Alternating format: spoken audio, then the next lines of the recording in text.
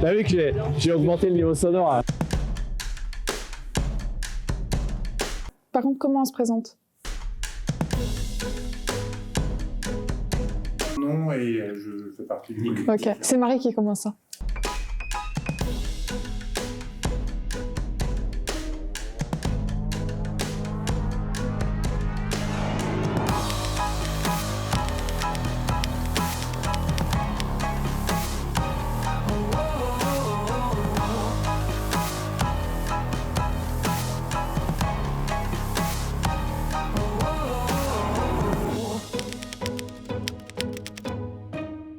On est rentré dans une phase un peu des peurs. On sait qu'une entreprise comme ADS, elle permet à plus de 2000 emplois de vivre dans les communes sur lesquelles on est implanté, en plus de nos emplois directs. On vit en montagne, on travaille en montagne, on a inscrit cette économie et évidemment on veut essayer de se projeter et on a tout un monde à reconstruire et à réinventer. Comment on fait pour continuer à être une entreprise prospère qui apporte de la richesse au territoire, de la vie à ce territoire, tout en changeant notre manière de faire et notre modèle touristique. De par notre altitude, il n'y a pas un besoin urgent de renouveler notre modèle. Néanmoins, c'est pas parce qu'on va continuer à avoir un enneigement de qualité la plupart de la saison d'hiver qu'on ne doit pas se poser la question de la gestion de la ressource en eau, de la fréquentation de nos sites et de la préservation de la biodiversité. C'est extrêmement complexe parce qu'on est plein de doutes.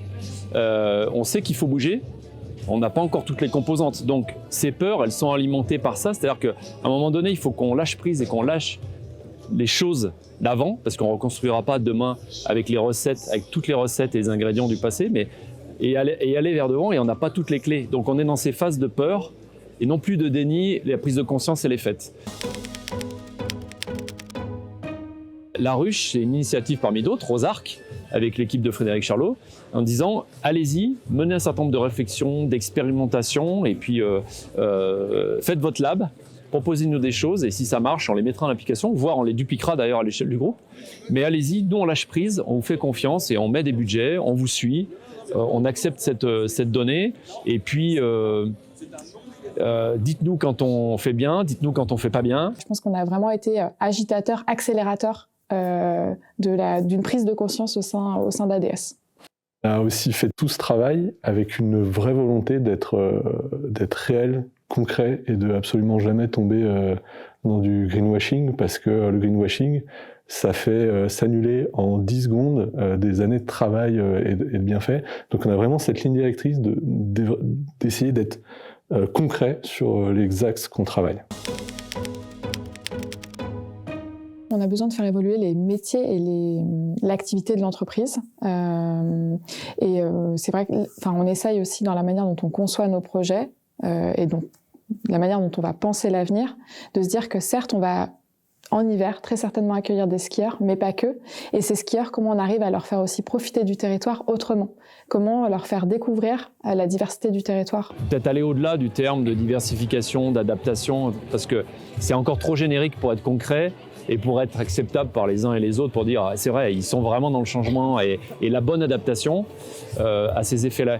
Donc il faut tester plein de choses, accepter de se planter, accepter de réussir sur d'autres et faire confiance à nos équipes sur le fait que la montagne, elle a encore plein de choses à nous apporter. Aujourd'hui, on a un modèle qui fonctionne l'été ou sur lequel on rentre de l'argent.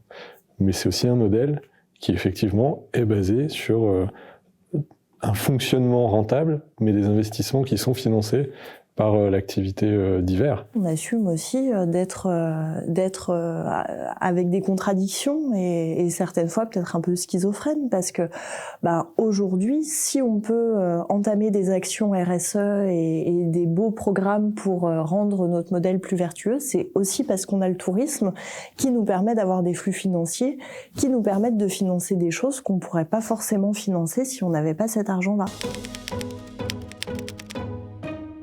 Nous, on a 3 grands combats, si je peux les appeler comme ça. Le premier, c'est vraiment la partie acculturation, sensibilisation à la fois de nos collaborateurs, mais aussi sur le territoire. On accueille vraiment des milliers de visiteurs depuis 50 ans.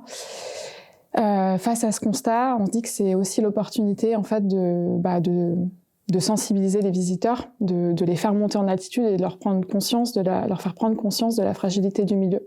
Le deuxième, c'est l'artificialisation des sols. Et le troisième combat, c'est la réduction de notre empreinte carbone. Il y a un projet qui est important et qui en plus est très visible pour nos collaborateurs. C'est vraiment sur l'axe réduire nos consommations. C'est rendre nos cabanes de remontée mécanique plus développement durable en fait, avec mieux isolées, nécessitant d'utiliser moins de chauffage ou permettre de mettre en place des systèmes qui récupèrent la chaleur de la remontée mécanique et qui chauffent la cabane. Et pour rebondir sur ce que disait Laura, c'est aussi une montée en compétences en interne de nos collaborateurs, parce que ces travaux qui sont réalisés le printemps, l'été et l'automne, ils sont faits par nos équipes. Et du coup, ça a nécessité qu'ils se documentent, qu'ils se forment. On s'attaque à nos diagnostics de nos bâtiments. C'est comme ça qu'on a découvert qu'on avait 200 bâtiments, la plupart en très mauvais état, et que la tâche est titanesque parce que on est capable d'en rénover 1 ou 2 par an. La production d'énergie renouvelable, où on a fait un diagnostic photovoltaïque et hydroélectrique, et on est déjà en train de lancer des projets. On a 3 sites de photovoltaïque et un projet d'hydroélectrique qui est en cours. Ensuite, on s'est lancé sur le sujet aussi de nos émissions carbone. On a fait notre bilan carbone, et derrière, on essaie de mettre en place des actions là aussi concrètes pour le réduire. C'est aussi parfois avec l'aide de notre groupe et le lancement par exemple de l'utilisation de l'HVO qui réduit de 83% nos émissions. On sait que 85% de notre impact sur notre périmètre, c'est-à-dire le scope 1 et 2 dans notre activité, c'est par le fait du damage des pistes et les véhicules, les engins, les dameuses qui utilisaient des hydrocarbures jusque-là. On est passé au HVO, donc, qui est un nouveau carburant mais fait à base d'huile végétale retraitée, hors huile de palme.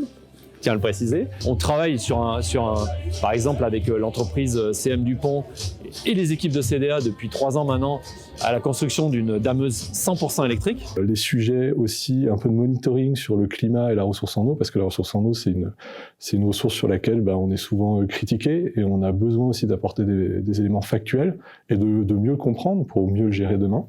Donc c'est passé par l'installation de débitmètres, de pluviomètres, de stations météo sur nos domaines qui nous permettent de faire le bilan hydrique et de dire la neige de culture chaque année ça représente tant, c'est variable, c'est entre 3 et 9% en fonction des années sèches. On a l'équipe Ingelo par exemple à Chambéry qui presse pour l'ensemble des domaines skiables sur de la conception, d'évolution par exemple de têtes d'enneigeurs pour consommer moins d'air et moins d'eau, être plus vertueux dans la capacité à produire de la neige en complément de la neige naturelle, notamment en début de saison, pour assurer le début de saison. La mobilité de nos clients, qui est le principal aujourd'hui vecteur d'émissions de CO2 pour notre activité comme pour d'autres d'ailleurs, que ce soit des longs courriers ou du court séjour. On a mené des initiatives, on a remis en place l'Eurostar. Le sujet de la biodiversité. La question, c'est comment demain on fait en sorte de rendre à la nature tout ce qu'on lui prend. On voit que le travail est vraiment énorme si on veut vraiment arriver à l'objectif cible, de se dire pour tout mètre carré impacté, je suis capable de rendre quelque chose d'équivalent. Et ça, c'est un travail qui est, je pense, fondamental pour notre manière de gérer le territoire et qui va forcément créer un peu de tension, parce que ça veut dire faire beaucoup moins de pistes de ski, voire plus du tout, les remontées mécaniques, les faire quasiment dans les mêmes layons. Et donc forcément, ça va faire beaucoup de débats, et je pense que ça va être mon combat des prochaines années. Il y a un autre sujet qui est d'une sensibilité très très importante et qui, à mon avis, quelque chose sur lequel il va falloir travailler, c'est que la contrainte foncière et la rareté a amené le renchérissement du prix de l'immobilier dans nos destinations, quelles que soient les altitudes. On peut être dans une grande station à Val d'Isère, à Courchevel, à La Clusaz ou ailleurs. On a eu ce renchérissement par la pression foncière et puis effectivement le modèle économique qui est associé.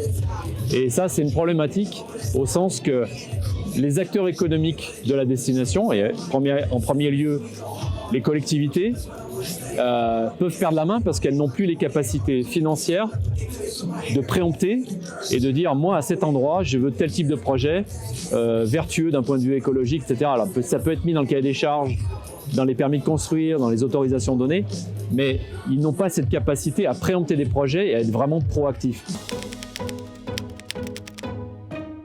Ça reste des sujets politiques, et sans les politiques qui poussent derrière pour faire changer les choses, ce sera aussi toujours difficile d'avancer dessus. Après, nous, on essaye à notre niveau d'influencer quand on peut. C'est dur de remettre en question un modèle économique qui a permis à des générations depuis 50, 60, 70 ans de vivre du ski et de la neige. On voit des résistances, on voit des envies, on voit des rétropédalages.